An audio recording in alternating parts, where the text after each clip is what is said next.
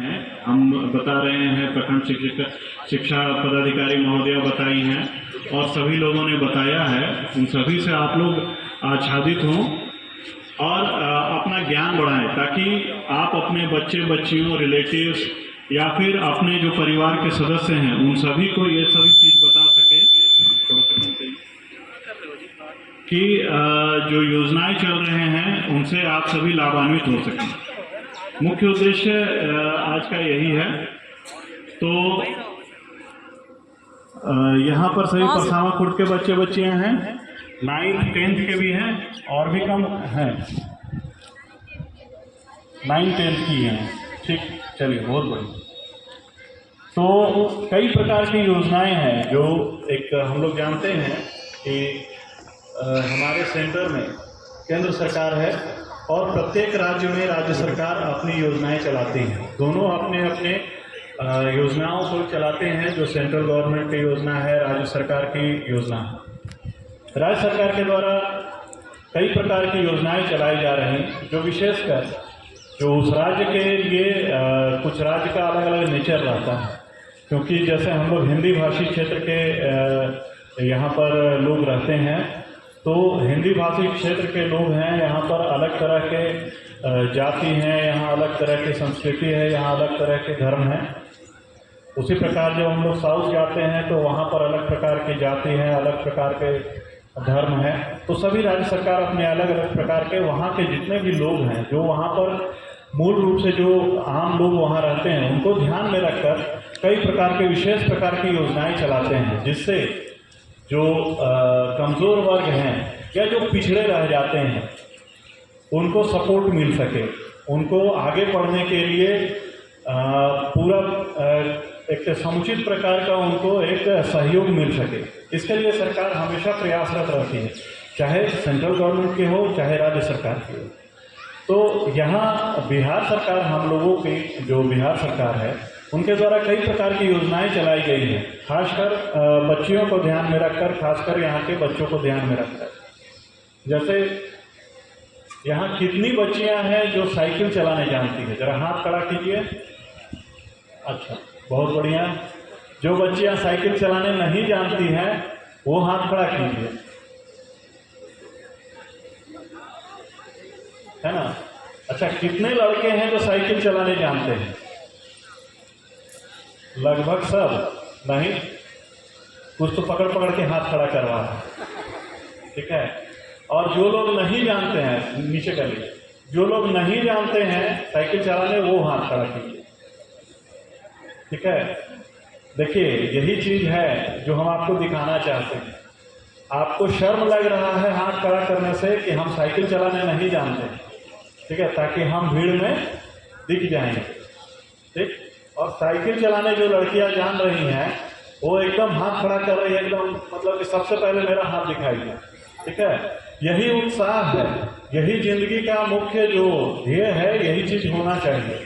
आपको हर एक चीज़, एक छोटी छोटी चीज़, स्किल्स जिसको हम लोग कहते हैं ना, स्किल डेवलप करना, यही एक स्किल है। साइकिल चलाना एक स्किल है, किताब पढ़ना एक स्किल है, अच्छे तरीक़े से बैठना एक स्किल है, शर्ट पैंट पहनना एक स्किल है, धोती कुर्ता पहनना एक स्किल है। सबको धोती पहनने नहीं आएगा, सबको साड़ी पहनने नहीं आएगा, ठीक है, सबको बाल संवारने नहीं आएगा, ठीक है, सब कोई को चेयर पे बैठने नहीं आएगा। चेयर पे बैठेगा दोनों पैर उठा के और बैठ जाएगा पलथी मार के, ठीक है।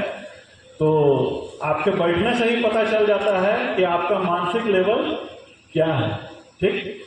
तो सभी बच्चे बच्चियों को इस चीज़ से ध्यान रखना चाहिए कि जो छोटे छोटे स्किल्स हैं, जैसे जो साइकिल चलाने जानती है बच्चियाँ, अभी तो बच्चियों की संख्या ज़्यादा है, बच्चे भी जो नहीं जानते हैं साइकिल चलाने, वे जरूर सीखें साइकिल चलाने, क्योंकि साइकिल चलाने सीखिएगा उसके बाद स्कूटी चलाने सीखिएगा या बाइक चलाने सीखिएगा।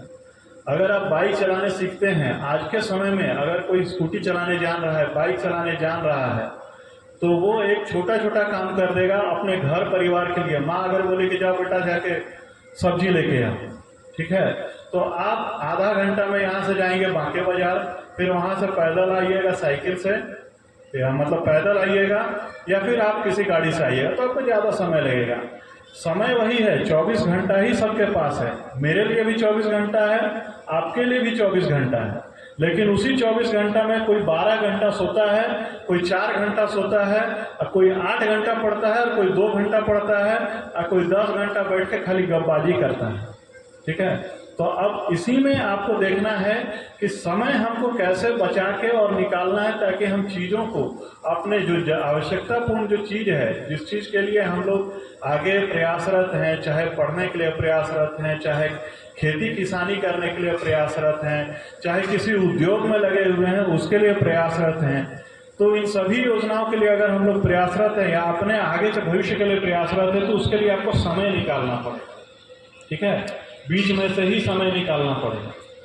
तो ये सब स्किल है। अब साइकिल चलाने जान रही है लड़कियां सब जान रही हैं, तो आप ट्यूशन कर सकती हैं कहीं पर। ठीक है, बांके बाजार आपका सबसे नज़दीकी है जहाँ पर बेहतर ट्यूशन मिलता है। शेर घाटी है जहाँ पर आप ट्यूशन कर सकते हैं।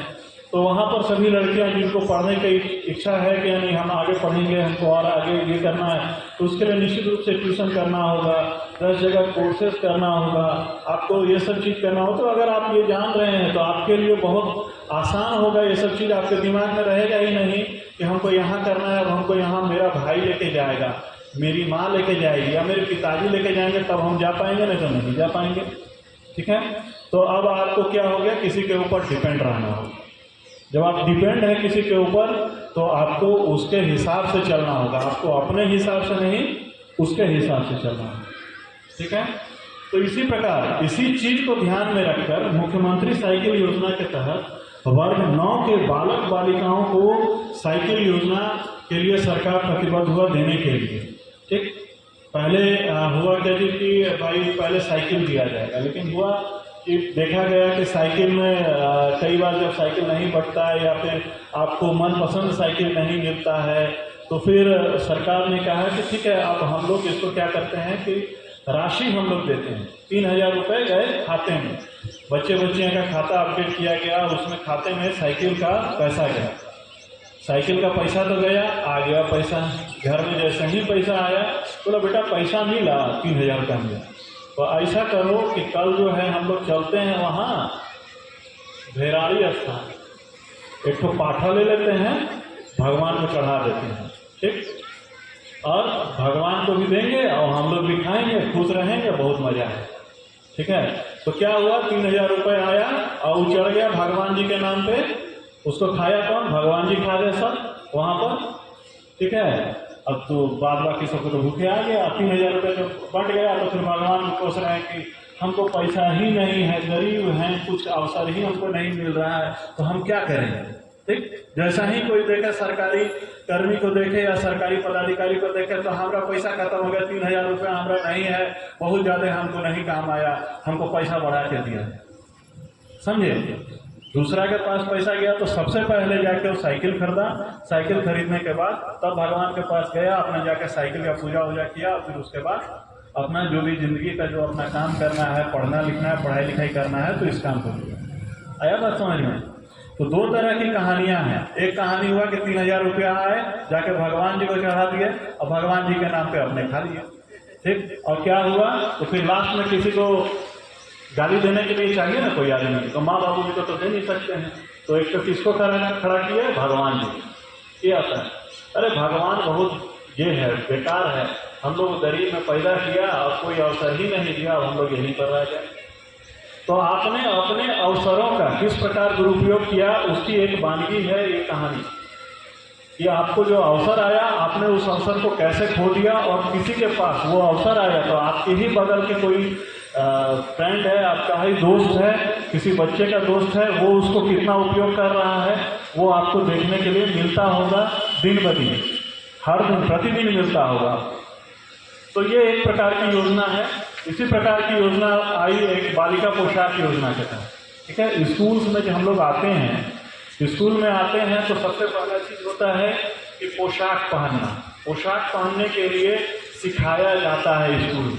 अब कोई थोड़ी जो ऐसा सिखाएगा कि तुम रोज पहन के आओ। देखो, जब भी असेंबली होता है, जब भी आप लोगों का प्रार्थना होता होगा, तो आप लोगों का चेक किया था, नहा के आए,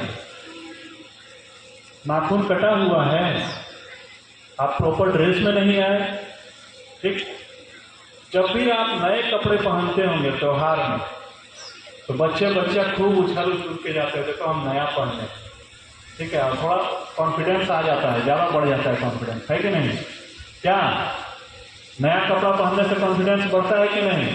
कि फटा पुराना कपड़ा पहनने से, पीछे पैंट फटा हुआ है, आगे शर्ट फटा हुआ है और पूरा एकदम चल रहे हैं, ठीक है। और कोई पीछे से देखा तो अरे पूरा पीछे फटल है कैसे जी, तो ऐसे करके हाथ कर, ठीक है। तो उसमें कॉन्फिडेंस बहुत आता होगा, ठीक।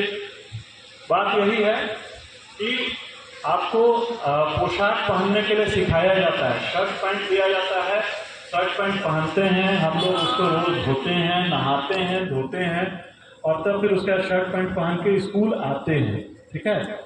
तो शर्ट पैंट को पहन के किस प्रकार हम लोग को बैठना है, उठना है, किस प्रकार हम लोगों को किसी से आचार व्यवहार रखना है, ये एक चीज है। शर्ट पैंट जब आया पहली बार तो अपने साथ एक संस्कृति लेके आया, एक कल्चर लेके आया कि आप उसको पहन के पलथी मार के नहीं बैठ सकते, ठीक है। फुल पैंट पहन पलथी मार के बैठिएगा, उसका क्रीज खराब हो जाएगा, ठीक। आपको बैठना होगा तो प्रॉपर चेयर पे बैठना होगा, टेबल पे बैठना होगा। तो सभी को एक पोशाक वितरण किया गया। अगर नहीं है, कई लोग बोलते हैं कि नहीं पोशाक हमको पहनने के लिए पैसा नहीं है, हम कहाँ से खरीदें, तो सरकार भी उसको सोचा और बालिका के लिए पोशाक योजना लाया, जिसमें 9 से 12 वर्ष के सभी श्रेणी के बालिकाओं को 1500 रुपए उनके खाते में दिया जाता भी होगा, ठीक है।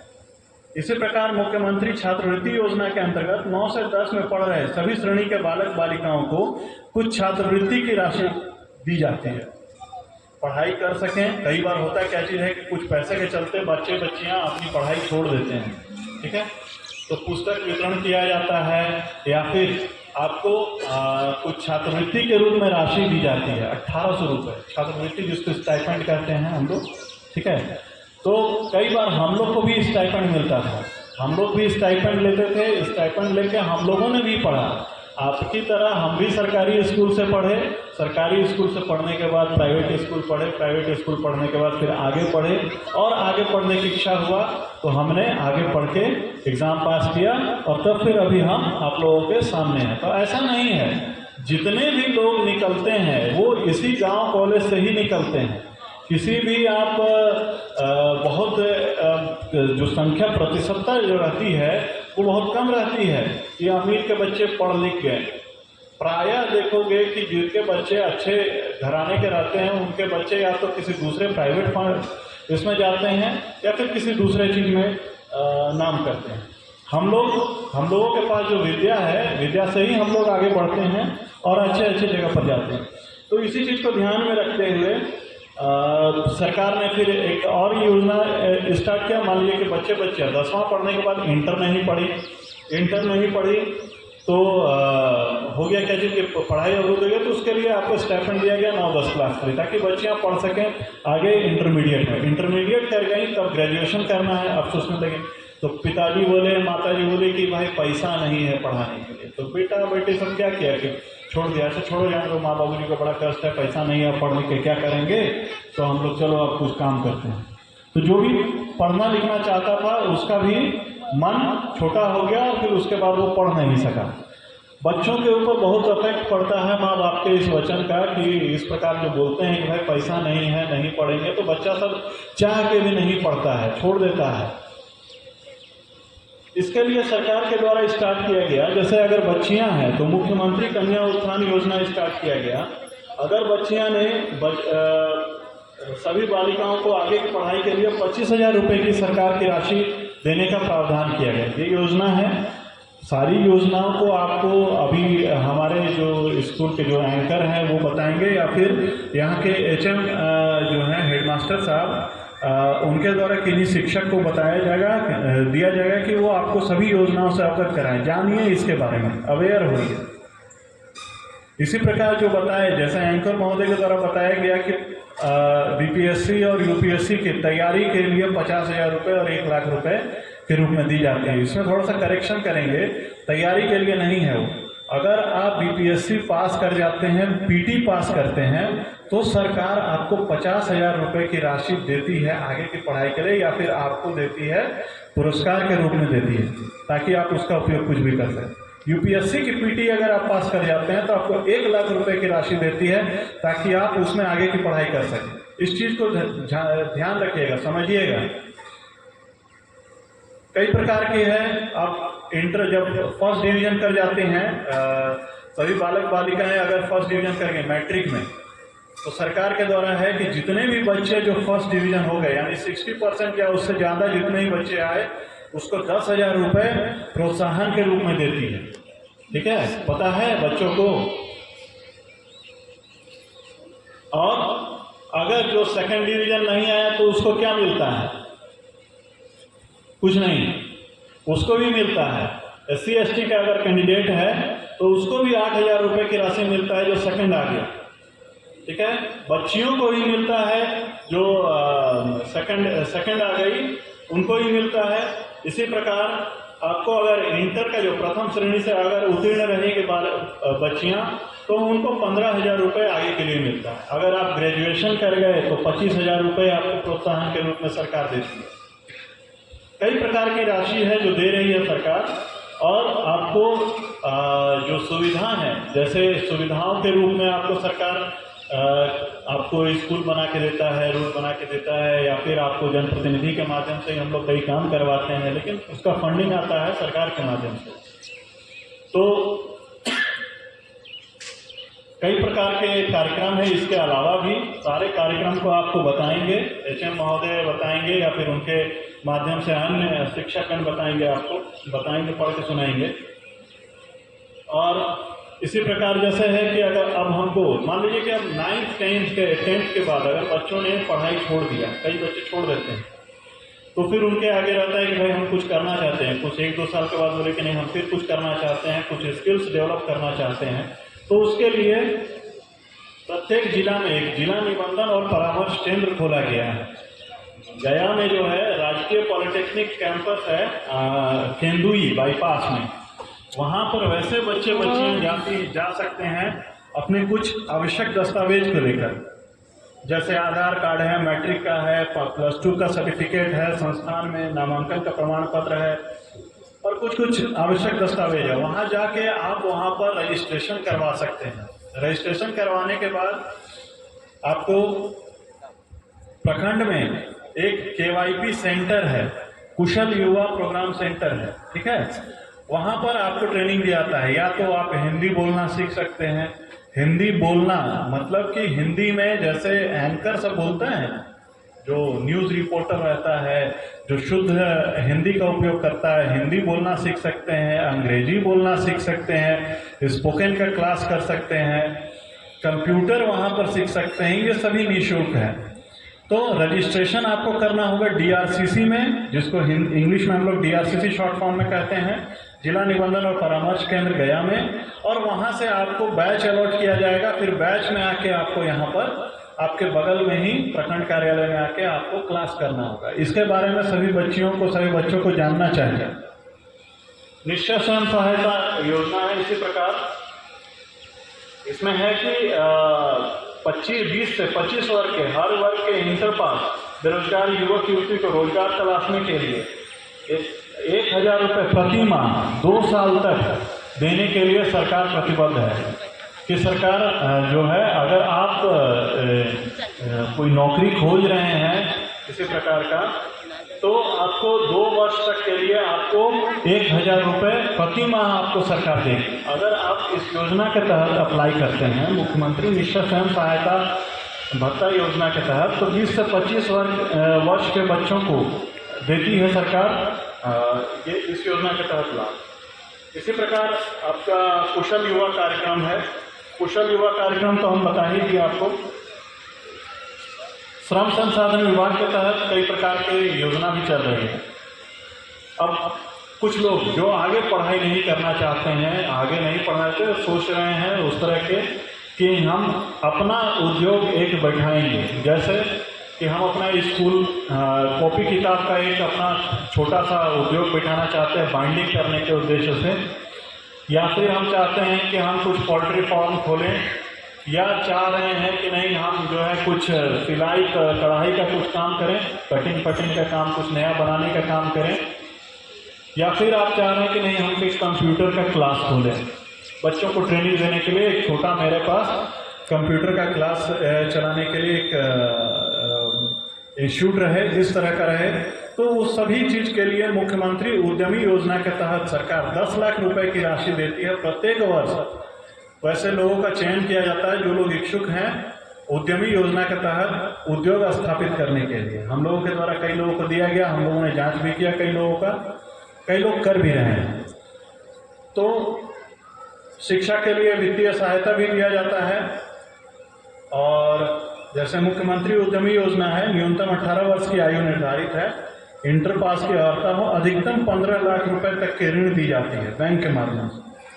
इसमें सरकार के द्वारा 50% यानी कि उसका 50% 5 लाख रुपए आपको अनुदान के रूप में दिया जाता है।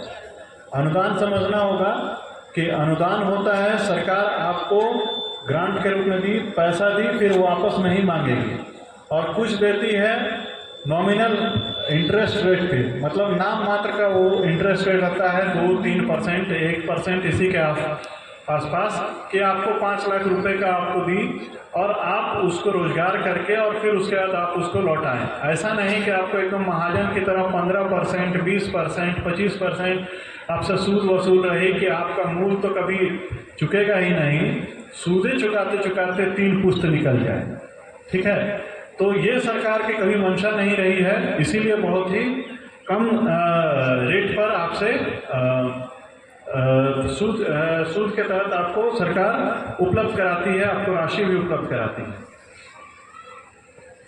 प्रधानमंत्री रोजगार सृजन कार्यक्रम है, सूक्ष्म खाद्य उन्नयन कार्यक्रम है, उन्नयन योजना है। इसी प्रकार आपको श्रम संसाधन से कुछ योजनाएं हैं जो कामगार वर्ग के लोगों को ध्यान में रखकर चलाया गया है। जैसे अगर महिला निर्माण कामगार से अगर जुड़ी हुई हैं, कोई महिला है बीड़ी उद्योग से जुड़ी हुई हैं, कुछ महिलाएं किसी चूड़ी उद्योग से जुड़ी हुई हैं, किसी प्रकार के कोई करती हैं, कोई कामगार किसी उद्योग से जुड़ी हुई हैं, अकुशल कामगार टाइप के हैं, तो उनको 90 दिन के मजदूरी के समतुल्य राशि दिया जाता है। अगर पहला 2 प्रसव, अगर 2 बच्चा होना है, अगर उनको प्रथम 2 संतान होती है तो प्रेगनेंसी के दौरान उनको 90 दिन का मजदूरी के समतुल्य राशि उनको दिया जाता है, देने का प्रावधान सरकार के द्वारा किया गया। इसको मातृत्व लाभ कहते हैं, जो श्रम संसाधन विभाग के तहत से मिलता है। इसी प्रकार शिक्षा के लिए वित्तीय सहायता दी जाती है। वैसे सभी मजदूर वर्ग के लोग, जो लोग जैसे कुछ लोग ऑटो चलाते हैं, कुछ लोग खेतों में किसानी करते हैं, मजदूरी करते हैं, कुछ लोग राजमिस्त्री का काम करते हैं, मजदूर का काम करते हैं, कुछ अन्य काम करते हैं, तो उनमें अगर आप लोग में से कितने के पास ई श्रम कार्ड है? कुछ लोग आए हुए हैं जो ब्लू रंग का कार्ड बनता है आजकल श्रम संसाधन विभाग की तरफ से, तो कितने के पास श्रम कार्ड है बना हुआ? कुछ है या किन्हीं के पास भी नहीं है? थोड़ा सा हाथ खड़ा कीजिए जिनके पास बना हुआ है। ब्लू रंग का कार्ड, आधार कार्ड जैसा छोटा रहता है, श्रम संसाधन कार्ड, ठीक है, बहुत बढ़िया। जिनके पास नहीं बना हुआ है, आपको या तो आपके पास बना हुआ होगा, आपको जानकारी नहीं होगा। जैसे होता है ना कई बार कि आपके पास कुछ अच्छा चीज़ रहता है लेकिन आपको पता ही नहीं है कि आपके पास वो अच्छा अनमोल चीज़ क्या चीज़ है, तो उस चीज़ की जानकारी भी आपको रखना चाहिए। पहले आधार कार्ड हम लोगों का बनता था, आधार कार्ड की तरह उसके बाद श्रम संसाधन विभाग से पहले एक कार्ड बनता था, उसके बाद उसको चेंज करके आप उसको ई श्रम कार्ड बनाना शुरू किया गया। जितने भी मजदूर वर्ग के लोग हैं, जो कामगार हैं, उनके लिए है कि ई श्रम कार्ड बनना शुरू किया गया। ब्लू रंग का कार्ड रहता है, आधार कार्ड जितना ही बड़ा। अगर नहीं बनाए हैं तो उनको बनवा लीजिए। इससे होगा क्या कि आप निबंधित हो जाएंगे। जब आप निबंधित हो जाएंगे तो आप इन सभी योजनाओं के तहत आप लाभ ले पाएंगे। जब आपके पास आधार कार्ड रहेगा नहीं, वोटर आईडी रहेगा नहीं, कोई कागज रहेगा ही नहीं, तो आप कैसे साबित कीजिएगा कि आप परसामापुर के ही रहने वाले आम लोग हैं। उसी प्रकार हम लोगों को कैसे साबित कीजिएगा कि भाई हमारा निबंधन मजदूर जो श्रमिक वर्ग में है उसमें है या नहीं है।